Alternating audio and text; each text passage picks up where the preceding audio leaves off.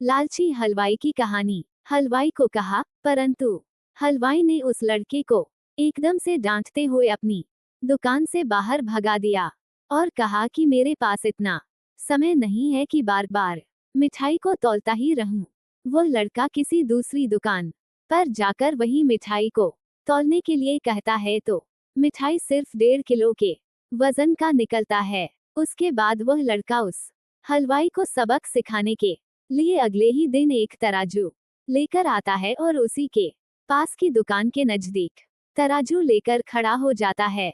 आसपास आने जाने वाले लोगों को कहता है कि यह जादुई तराजू है। इस तराजू पर जो भी मिठाई रखेगा उसकी मिठाई पहले से 2 गुनी हो जाएगी। ये देखकर मिठाई लेने वाले लोग अपनी अपनी मिठाई लेकर उसके पास आने लगते हैं और तराजू से तौलने के लिए कहते हैं। जैसे ही वह हलवाई की दुकान से मिठाई लेकर उस लड़के के पास उसके तराजू पर तौलता है तो उस मिठाई के वजन में भारी कमी देखने को मिलती है।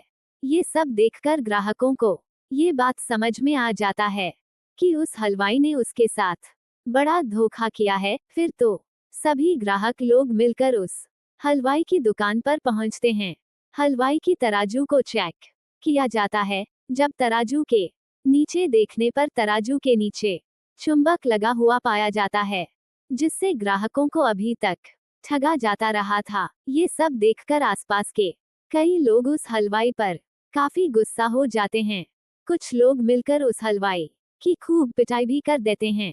उस दिन के बाद से उस हलवाई की दुकान पर ग्राहक भी आने काफी कम हो गए। जो भी ग्राहक आते थे उनको इस बात की जानकारी हो जाती थी कि ये हलवाई काफी धोखेबाज और ठग है। धीरे धीरे उसके दुकान पर एक भी ग्राहक का आना पूरी तरह से बंद हो जाता है और अंत में उस हलवाई को अपनी दुकान ही बंद करनी पड़ जाती है।